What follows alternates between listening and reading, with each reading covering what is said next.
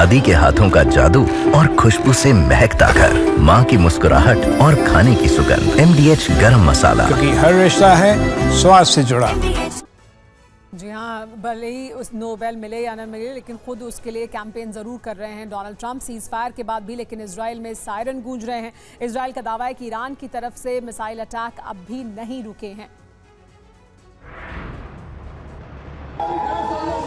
एक तरफ cease fire की घोषणा है, फिर भी सायरन बज रहे हैं, लोग भाग रहे हैं। आसमान से कब मिसाइल आ गिरेगी कोई नहीं कह सकता है। इजराइल के आसमान में मिसाइलों के खतरे को देखते हुए कई शहरों में अब भी सायरन बज रहे हैं। इजराइल के खासकर उत्तरी इलाके में कई बार आसमानी हमले का खतरा महसूस किए जाने के बाद फिर से सायरन बज रहे हैं।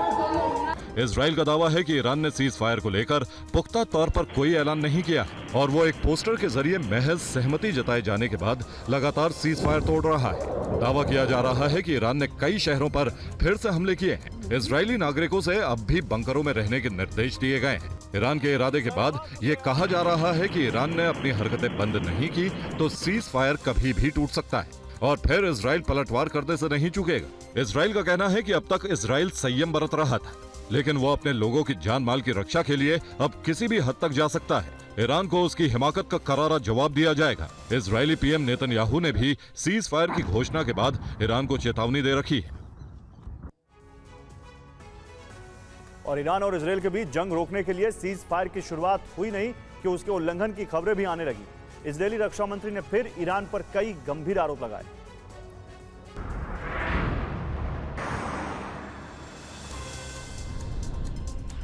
इजराइल ईरान में संघर्ष विराम के कुछ घंटे बाद ही विध्वंसक जंग छिड़ गई है। बैटलफील्ड की नई तस्वीरें साझा कर इजराइल के रक्षा मंत्री इजराइल काट्ज ने ईरान पर सीज फायर तोड़ने के आरोप लगाए। इजरायली आसमान में ईरान की कई बैलिस्टिक मिसाइलों को इंटरसेप्ट करने के बाद काट्ज ने खुली धमकी दी। उन्होंने कहा कि सीज फायर तोड़ने का ईरान को करारा जवाब मिलेगा। IDF हर खतरे के लिए तैयार है। यही वजह है कि नागरिक गाइडलाइन में कोई बदलाव नहीं किया गया है। इजरायली रक्षा मंत्री इजराइल काट्ज ने IDF को तेहरान पर दोबारा हमले शुरू करने के आदेश दे दिए हैं। अगले कुछ घंटे उच्च तीव्रता वाले सैन्य अभियान की आशंका है। हालांकि अभी तक ईरान की ओर से कोई प्रतिक्रिया नहीं आई है, लेकिन तेजी से बदलते घटनाक्रम के कारण मिडिल ईस्ट में तनाव बरकरार है। उधर पीएम नेतन्याहू के सुरक्षा मंत्रिमंडल के सदस्य बेजेल सोमोट्रिच ने कहा कि चुप रहने का जवाब चुप रहकर और मिसाइलों का जवाब मिसाइलों से दिया जाना चाहिए। IDF का दावा है कि ईरान में सीज फायर को लेकर असमंजस की स्थिति तब तक बरकरार रहेगी जब तक कि ईरान के सर्वोच्च लीडर पर नकेल नहीं कसी जाती। इजरायली रक्षा मंत्री ने कहा है कि ईरान की ओर से लगातार सीज फायर उल्लंघन को देखते हुए उन्होंने सेना को खुली छूट दे दी है। हालांकि ईरान में सीज फायर के बाद ताजा हमले की कोई जानकारी नहीं है।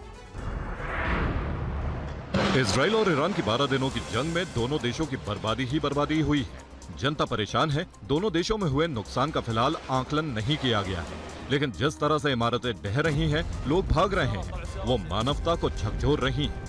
सीज फायर की घोषणा भी बेअसर दिख रही है, जिसके बाद इजराइल ने अपने तीनों सेनाओं को खुली छूट दे दी है। यानी कहर कब, कहां और कैसे ईरान पर बरपेगा, ये फैसला खुद सेना लेगी। उधर ईरान के रुख को देखते हुए अमेरिकी राष्ट्रपति ट्रंप ने चेतावनी दी है। ट्रंप ने अपने संदेश में कहा है कि सीज फायर के जो नियम हैं उनको तोड़ा ना जाए, उल्लंघन ना हो। लेकिन इजराइल का दावा है कि ट्रंप की बातों को भी ईरान अनसुना कर रहा है। इजराइल का कहना है कि जिस तरह से ईरान ने जंग जारी रखी है, वो बता रहा है कि ईरान सीज फायर चाहता ही नहीं है। ऐसे में इसके गंभीर परिणाम हो सकते हैं। हालांकि ईरान की सेना ने इजराइल पर मंगलवार को ताजा हमले से इनकार किया है। ईरान के सरकारी टेलीविजन ने इसके लिए ईरानी सशस्त्र बलों के जनरल स्टाफ के बयान का हवाला भी दिया है। बहरहाल युद्ध के बीच ईरान में अब तक 657 से 800 लोगों के मारे जाने की खबर है, जिनमें 263 ईरानी नागरिक थे, जबकि इजराइल में 24 से 30 नागरिकों की मौत की खबर है। और ईरानी सेना के चीफ ने चेतावनी दी है कि अमेरिका को ऐतिहासिक सबक सिखाएंगे। ईरान को इजरायली हमले का जवाब देना होगा। ईरान की ओर से सीज फायर उल्लंघन के बाद खबर है कि इजरायली सेना ने अल-बोर्ज प्रांत में IRGC से जुड़े ठिकानों पर मिसाइल हमले किए। इजरायली आर्मी ने इस वीडियो को जारी कर अल-बोर्ज के कर्ज स्थित IRGC के इमाम हसन मुख्यालय को तहस नहस करने का दावा किया है। IDF के मुताबिक इस अटैक में IRGC के कई शीर्ष कमांडर और अधिकारी मारे गए हैं। इस हमले के तुरंत बाद इस्लामिक रेवोल्यूशन गार्ड्स कॉर्प्स ने इजराइल और अमेरिका पर दोहरे चरित्र का आरोप लगाया। IRGC ने अमेरिका को धमकी भी दी है और कहा कि ईरान पर अब किसी भी आक्रमण का हिसाब अमेरिका को देना होगा। ट्रंप और नेतन्याहू ईरान को सबक सिखाने के लिए मजबूर ना करें। ईरान ने इशारों में मिडिल ईस्ट में मौजूद अमेरिकी बेस को टारगेट करने की अंतिम चेतावनी भी दी है। इससे पहले कतर अटैक पर अमेरिका ने भी उसे संयम बरतने को कहा था। अमेरिका ने यह भी दावा किया था कि उसने ईरानी स्ट्राइक से पहले ही अपने अस्थायी बेस से जरूरी सैन्य सुविधाओं को हटा लिया था, लिहाजा उसे ज्यादा नुकसान का सामना नहीं करना पड़ा। दादी के हाथों का जादू और खुशबू से महकता घर, माँ की मुस्कुराहट और खाने की सुगंध। MDH गरम मसाला। क्योंकि हर रिश्ता है स्वाद से जुड़ा।